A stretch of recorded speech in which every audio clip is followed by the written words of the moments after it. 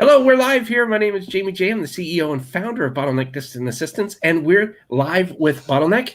And basically what we do is we try to help stop the bottleneck in your business. I'm not going to be talking about Bottleneck Distant Assistance. We're going to be talking to René Murata. So stay tuned. We'll be right back in about 38 seconds.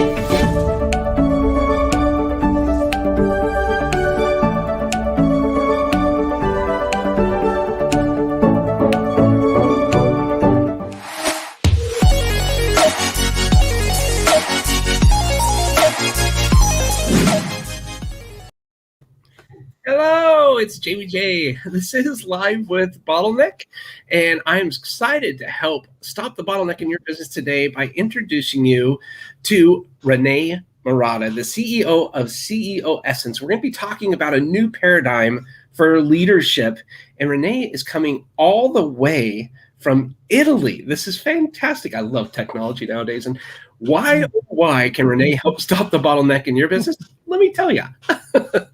As the owner of CEO of two businesses, CEO Essence and Risk and Integrity Safety Knowledge, Inc., Transformational Leadership Coach René Murata knows a thing or two about guiding with both purpose and compassion. Working to encourage more women to speak out and take charge, she hopes to show that collaboration and cooperation definitely do have a place in decisive leadership.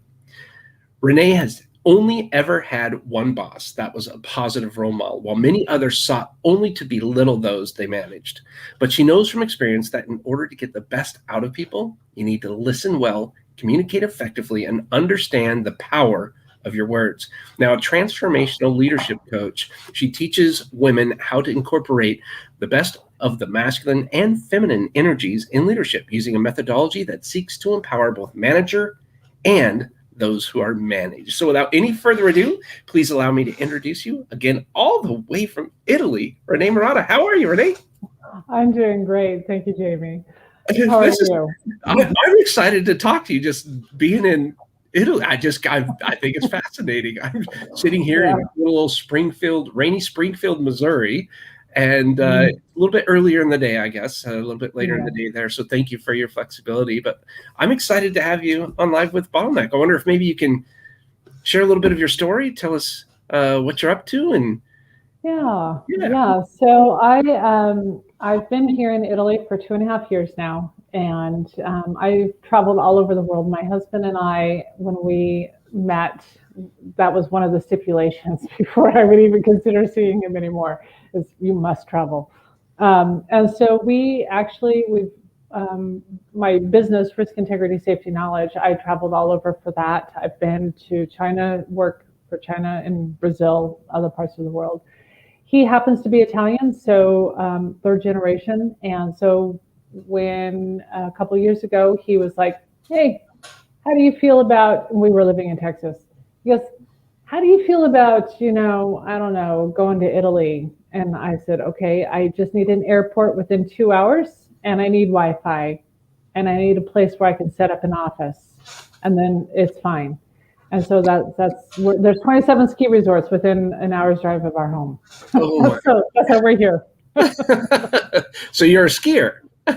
I am a fair weather skier. My husband is a jump off of cliffs. It doesn't matter if it's, nasty weather or not. The first year we were here, he skied, I don't know, 90 days or something. Oh my goodness. Yeah. Pretty crazy. Yeah. So I think I'd be kind of like you. I'd like it to be nice weather and nice fluffy, powdery snow. No big moguls or jumps or anything like that. Just a nice little. Just nice. A nice little shish. Yeah.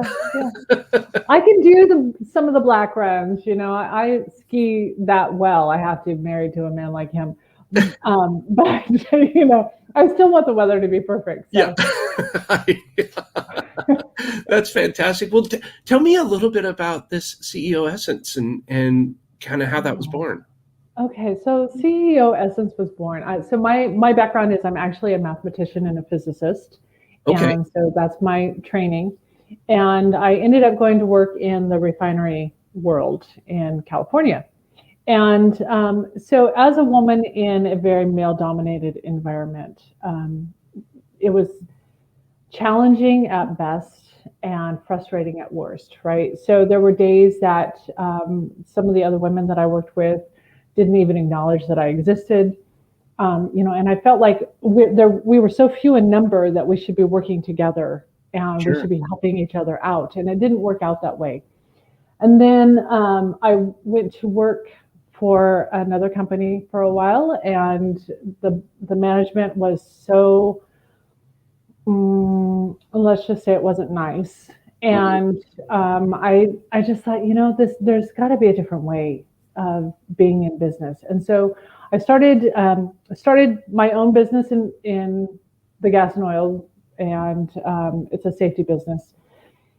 And so I really realized I struggled a lot for a while in what is leadership, because I had a business management degree. I had only ever had one boss that I liked, and he was an electrical engineer, and he was a stereotypical engineer. Okay, like the little pocket protector and everything, right? And didn't communicate well. Knew he didn't communicate well, but I loved him. And everyone else that I'd ever worked with they treated me poorly. They treated people around me poorly. Mhm. They'd not acknowledged that we had brains in our heads, just like that kind of thing. And so when I started Risk, I wanted something different, but I didn't know what that looked like. Like I really didn't honestly know. I knew I wanted something different. I knew I wanted to treat my clients differently. I knew I wanted to treat my employees differently. I knew I wanted a different environment, but I didn't know what that was. So it took me a while of kind of playing around with things and struggling with things and recognizing, oh, that didn't work and that didn't work. And then one day, so CEO Essence came about with a friend of mine who asked me, would you mentor me in leadership? And I was like, uh, you're in the health and wellness, alternative energy kind of world, right? She was wanting to open up a wellness center. And Okay. I thought, what can I teach you? Okay, I don't know anything about the wellness center. What can I teach you? So a conversation that came from that is how CEO Essence came to be. I realized that I had done so much shifting and moving around and trying new things, that I had figured out that I was no longer living in that very distorted, negative, nasty energy. I instead had figured out a way to, and I wasn't perfect, I'm still not by any stretch, but I had figured out a way to really kind of step into that more positive, divine, sacred kind of energy and lead from that place. And Mhm. that's what she was kind of tapping into. And so she was like, teach me what you do. She was in business leadership, at school, and trying to figure out how to do it all, and wasn't getting what she wanted. And so that's how it came to be. And why essence? Because, okay, so not everybody wants to be a CEO, right? So women want to step into leadership. So it's really the essence of a CEO, right? Mm. That you still bring that leadership, those CEOs that are the ones that you look at and admire because they are really genuinely good people, not the ones that are, the mongers, but Mhm. like you look at Oprah Winfrey, for example, and she is just this powerful, beautiful soul who wants goodness for everyone around her. So it's that essence of what I think of when I think of a CEO, and that's somebody who knows how to use their power in a way that is empowering other people. Mm. Got it. Got it. Yeah, I love that. I'm a huge fan of culture. positive culture, I should say, because there is toxic culture, which it looks like Yes. you've experienced. And I think with that culture, it can be defined, at least initially, by that leader, by that business leader. And there's a lot of people that say lead from within, or, and while we have an org chart here, it's kind of a flat line. I mean, we have the org chart, but everybody gets to kind of share, different people lead different meetings. It's more involved that way. And I tell you, we have very low turnover, extremely low turnover, because we have so much fun. And they might be able to go down the road and, get 50 cents more an hour or something like that, but they don't, because, we're kind of a family. It's I know it sounds cheesy, but it's kind of. It sounds cheesy, but you've tapped into it, right? It's really about empowering the people that you work with. And by doing so, it's honoring them, respecting them, acknowledging that they're human, acknowledging that they have a brain, acknowledging that they have fears and they have bad days, and when you're in a toxic environment, you have to put that smile on, whether you feel like it or not, right? Yeah. And you might walk into work one day and you might want to take somebody's head off because you had so much going on in your own life, but you still have to do this. Otherwise it could cost you your job, so yeah, I get it. And it's tough. And I think it's a continual path of discovery, right? Yes, for sure.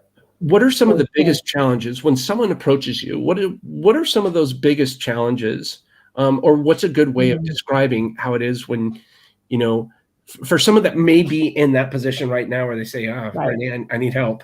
What are some of the signs that may be occurring? So a couple of things. First thing, when I'm working with somebody, I have to see whether or not they're even in touch with their feelings, right? Because if you're not in touch with your feelings, there is no way that you are actually leading from a place that is going to empower someone else. You just can't, because there's no compassion, there's no ability to tap into and touch on and see that and feel it. And so you can't feel if your team is having a bad day. And so the first thing I do when I'm working with somebody is see if they're in touch with their feelings. If they're not, that's where we go first. That's where we go. And is that something that can be taught? That's what I was. It is actually. So I'm working with a group of people right now, and two of them were like, "I can't feel." I'm like, "Oh really? No. That's what we're gonna learn, right?" And so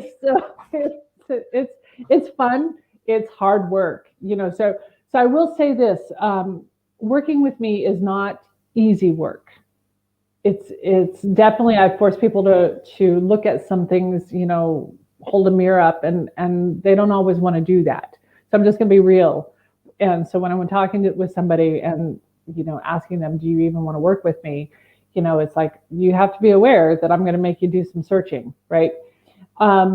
And so we go there first, because if you don't have that level of self-mastery and that understanding of who you are as a person and what your core values are, how on earth can you expect to lead a team, right? You just can't. I mean, maybe you can, but you can think you can, but the reality is you won't be very successful. And so you have all the whispers behind your back, and yeah, for sure. So it becomes it's like that first, and then a lot of people don't even know how to really be in a team environment. So that's the other thing. That's the next thing that I work with people, is help them to really understand what does it even look like to be in a team setting. And so that's the next thing that I look for. So when I'm talking to somebody, I see where they are in that whole hierarchy. Are they still working on that self knowledge? Are they working on even knowing how to deal with a team in a way that is empowering? or are they ready to go to that next level, which is the team mastery level? Gotcha. So so by the first time you meet with them, you can kind of figure out where they are, and then you just kind of insert them where they need to be, either starting from scratch or hey, we've got something to work with here, so let's get them in up here. That's kind of interesting. So when I have people, I have a course that takes everybody through all of it. But when I'm working with an organization, that's what I'm doing. Or when somebody hires me in as a corporate kind of setting, and they're like, "Hey, I want to work with you one-on-one. This is what I'm looking for." But they come in and they work with me on that course. If they're just wanting to do it, then I make them go through the whole thing. Gotcha. It's just easier. Yeah. Because everybody can work on themselves more. Yep. That's understandable. What are some of the biggest challenges in so let me back up, because I have 3 questions that are battling against each other. You work with individuals and you work with teams, is that correct? Correct. Okay. When you work with teams, do you tend to focus on who that leader of the team is first, or do you go to the team first? And the reason I'm asking that is because I've talked to someone else who worked with teams, and he really enjoyed going to the team members and getting feedback on how they felt, and what did they like most, what was the biggest challenges, and things like that. And then he took that to the leader. Yeah. So a lot of it depends, right? Okay. I do like that aspect of things. So that's one of my favorite things to do, is to really get in and get my roll up the sleeves and get my hands dirty, right? And really find out what's going on. And that if you have the team leader in the room, right, that kind of quiets people down. So you've got to send that person out of the room, go get some coffee, So you have to meet with the team at some point, whether you meet with them first or you meet with them second. They have to be met with on their own. And I actually like to meet with each member of the team individually when I can. That's not always a possibility. That's not always in the way things have been laid out. But if I can, at least for a few minutes, because a lot of times they'll share even more information because they may have a problem with that team member, right? And feel like they're not getting the support from the management in that regard as well. So, yeah, for sure. Yeah, I've always thought, okay, if Bottleneck ever became this, big company, I still wanted this small feel, and I would hate to walk into an office area, or in this case, into a Zoom room,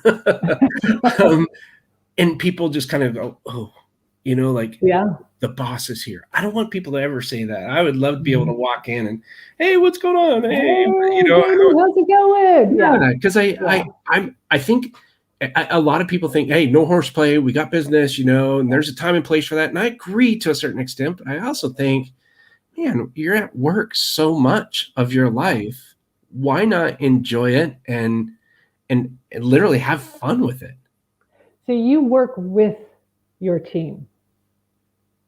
Yes. Your team doesn't work for you. Oh no. They work with you.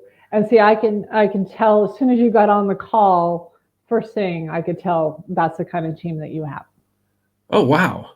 Yeah. So what are some signals of people that have a team that work for them? And the reason this is an important question, because there might be people watching this that don't think that they're that person. Right. It's the way you talk about your team.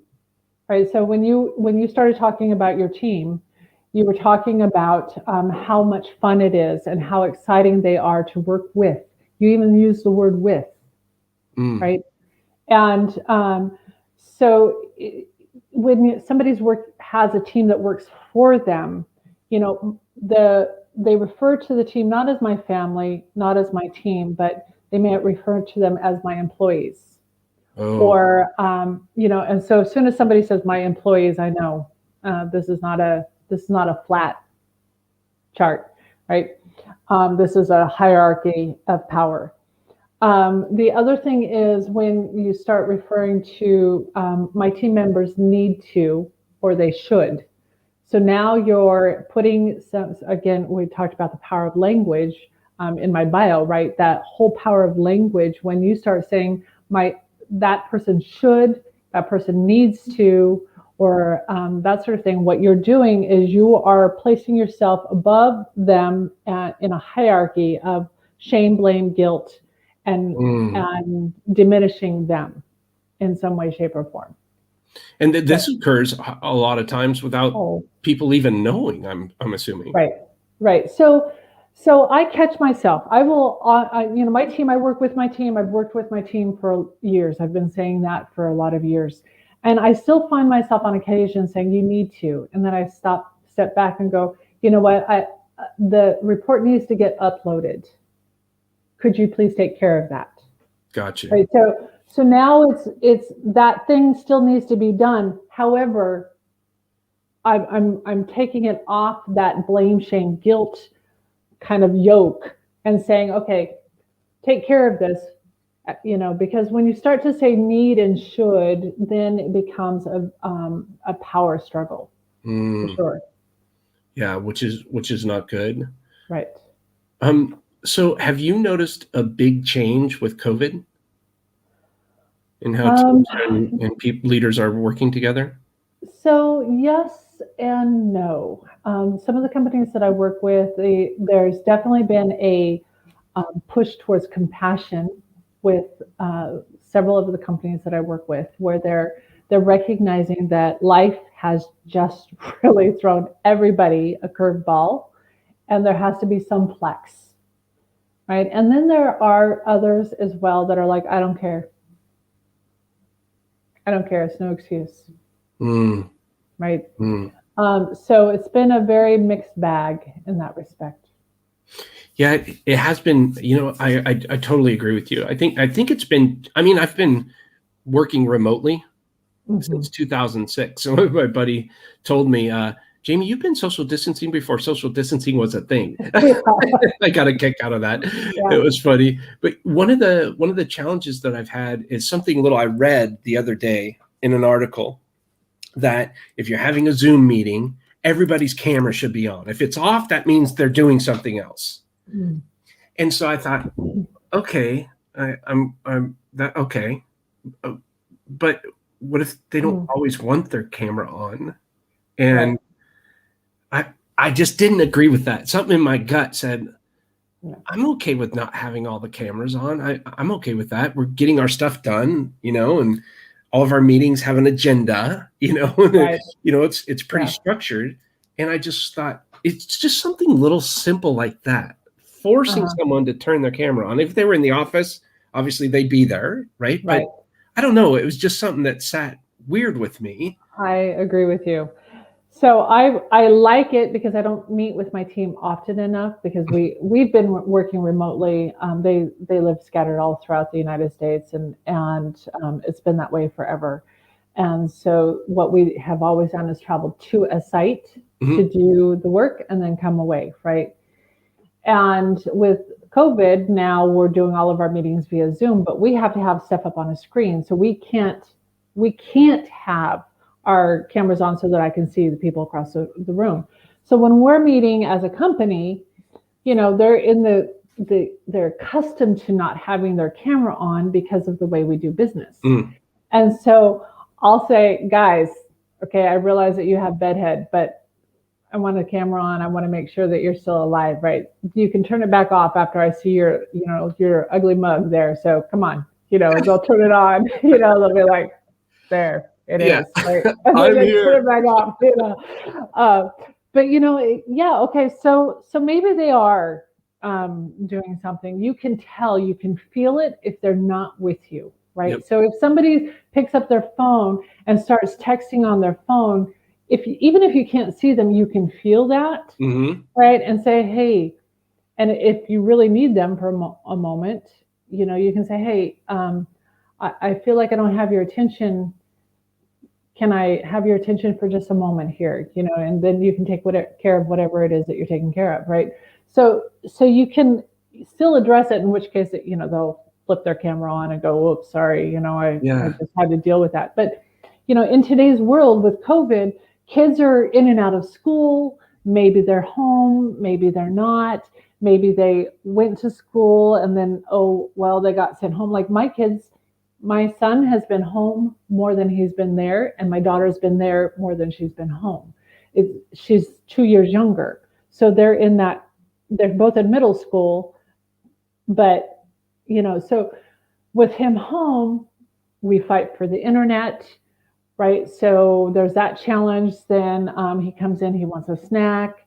Hey, mom, can I have a snack? Hey, mom, I'm on a break. Hey, mom, I have a question about this math problem, because they're not online the entire time. Mm-hmm. So life is very different. Yes. It's just very different. Yep. I agree. One of the things I pay attention to is I'll be talking to one person, but I may mention someone else's name if I feel they may not be, drifting, and all of a sudden you'll see the little thumb pop up, or yes, right. I agree, or maybe their screen pops on. Wait, I have a question. I have a question. Yeah, I felt that was a really neat way of kind of just bringing them in, and it seems to me that it's working well. I mean, everybody's doing well. At least I hope they're doing well. And then I've said this before many times, and I wonder if what you feel about this. And I go on to meetings because I think it's really important. Meetings are very important to us, and we don't want to be meeting to death. But at the same time, if you're going to have them, when you have them, make them as productive and as fun as possible. So we do two things. We do three things. We have a different person lead each meeting. The second thing we do is we do breakout rooms, and just silly questions. Has nothing to do with business, but it gives them a little bit of time since everybody's kind of remote and stuff. And then the third thing we talk about are missteps. And that gives everybody an opportunity to be vulnerable and know that it's okay to make a mistake, and that no one else is going to roll their eyes or they're going to giggle or, geez, that was dumb. We don't do that. Right. I wonder if you could talk to that for just a moment, because I know we're at halfway through here, but I want to respect your time. Well, I have to say that, Jamie, you do everything that I encourage people to do. And what you have is a compassionate workplace, and you're a compassionate leader. And that is such a beautiful thing to see. I don't see that very often. I work people towards that. So to actually meet somebody in practice that does it is really fantastic. So thank you for that. Thank you. So I love the idea of the breakout rooms, by the way, with the silly questions, right? That is something I'm going to incorporate. Dude, I'm stealing that from you because that's beautiful. I'm totally on that. And the missteps, so being able to make a mistake is something that is really important. If you don't have that, then it shuts people down. And so the fact that you have that, and you talk about missteps and your own missteps and other people, and it's more of a, hey, we had this misstep, now what do we do? How can we, and you're encouraging everybody to brainstorm. That is such a productive way of bringing a team together and really creating a strong bond, and showing that you really care about them, and you are all about empowering your team. And that is one of the top strategies that I teach in the leadership mastery portion of things. Oh, wow. For sure. Oh, that's fantastic. Yeah. Well, thank you, because that's fantastic. I'm glad to know that we're kind of on the right track here, and we continue to challenge ourselves. And we always say, if we're feeling comfortable, something's wrong. We have to make sure we're still uncomfortable and challenging ourselves. Otherwise, it'll just pass us right by and we'll be behind the eight ball. But I'm wondering, who is it? Who is that person, that team, that business that's perfect for you, that you could help out? So the perfect person is somebody who really recognizes that they have some leadership challenges. They want to step into leadership. They don't feel that they're heard. They don't feel like people really recognize their abilities. Maybe they've been looked over and they can't understand why. And they've been doing some personal internal work. And so they just haven't quite made that next step, that next leap. When I work one-on-one, I work primarily with women. I work with organizations and mixed teams all the time. And in my other business, it's almost always men. And but when I'm working with one-on-one, it's almost always just women. And the class that I'm offering is for women because that is really who has been overlooked. We've been shut down. There's so many articles and so much information out there. It's not going to bore you with all of it. And it's just, there's a lot out there, and it's true, right? I can remember raising my hand and the boy behind me always got called. I'm 6 foot tall, Jamie. I'm not short. It's just, I speak multiple language. I'm not stupid. And the kid behind me always got called, or the kid over there, right? Always a boy. So that's who I like to work with. I like to watch women come out of that shell and to really start to look in a mirror and like who they see, and to step into that leadership and really feel confident and comfortable, and the teams start to open up. And companies, when you have women that are an integral part, they've proven this, that when you have women in decision-making positions that are an integral part of a team, the bottom dollar of a business is always stronger. They've just proven it. Because women bring a completely different perspective than men do. It's not that we're better or that you're better. It's that now you have both sides of that. Yeah, I love that. We're half of the population.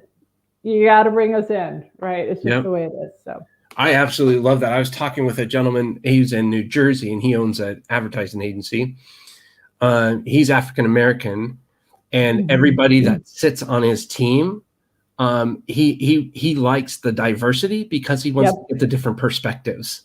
Male, female, Hispanic, it doesn't matter.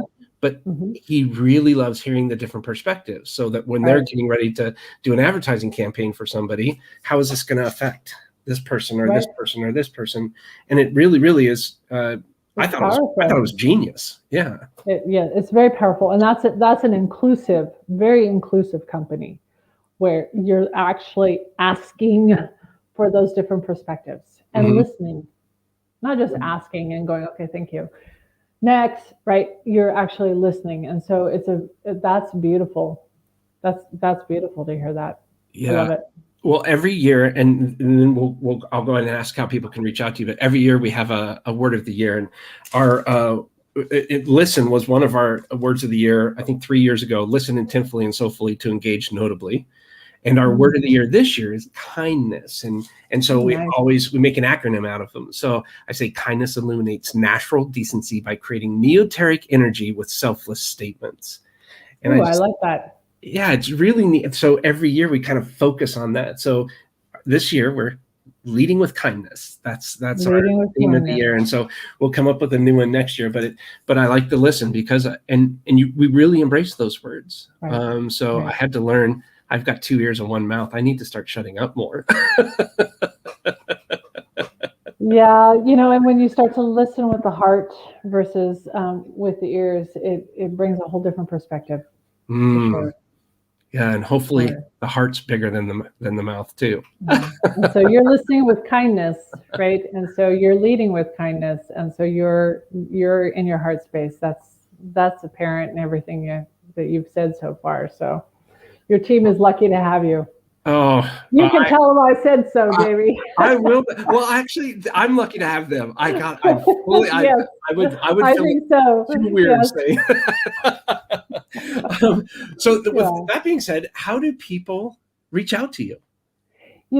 So they can find me on Instagram or on Facebook under CEO Essence, or on my website at renemurata.com. So those are the easiest ways to get a hold of me. Perfect. Yeah. Well, is there anything else you'd like to say before we wrap up? No, I would like to say that it's been a genuine pleasure. Oh, thank you so much. So thank you for having me. Yes. Thank you for staying up a little bit later or joining us a little bit later in the evening there. I really appreciate it. All the way from Italy. That's Italy. France is 45 minutes that way, and Switzerland is 45 minutes that way. So Oh my I'm in gosh. the northwestern corner. It's a really rough gig, I can assure you. Oh, brutal. Well, Yeah, do you have a moment just to hang on and I'll wrap up sure. for us? I sure Okay. do. Thank you so much. We'll go Thank ahead you. and we're wrapping up with René Murata. If you get a chance, go visit renemurata.com. And you can follow her on Instagram at CEO Essence. She's on Facebook. She's on LinkedIn. Highly encourage you, if you are a team or if you are a leader, if you're looking at someone that's having some challenges that maybe you don't even realize, but you want to have maybe a little bit more influence and lead a team in the right manner, in the right direction, the right way, reach out to Renee, and she'll be very instrumental in helping stop the bottleneck in your business, which is most likely you. Which is most likely you. So my name is Jamie J. I'm the CEO and founder of Bottleneck Distant Assistance. We've been talking with René Murata. She's the CEO of CEO Essence. We talked about a new paradigm for leadership. Absolutely love it. And now you can go and watch not only René's episode, but hundreds of other episodes we've done in the past at Live with Bottleneck TV. It's called Bottleneck TV. If you want to learn more, you can go to bottleneck.online/BTV, and you can see some of our other episodes, and it'll show you even how to subscribe. So it'll switch you over there to YouTube and just click on subscribe and the little bell icon. So every time we do one of these live, you'll be notified right away. And coming up next, Michelle Moore, founder of Mind Equity. We're going to be talking about how to be the leader that turns organizational attention into market advantage. And that's coming up Thursday, May 6th at 2 p.m. Central, 3 p.m. Eastern. I'm really excited to speak with Michelle there. And if you haven't, there's 3 days left as of the date of this recording.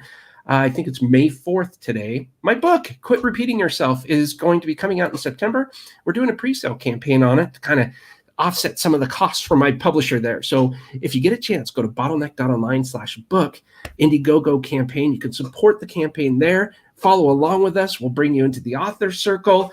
And you get to help me pick the cover. You're going to see some stuff before anybody else does. I appreciate all the support there. We're at 87% of goal, so I'm really proud of that. So again, that's called Quit Repeating Yourself.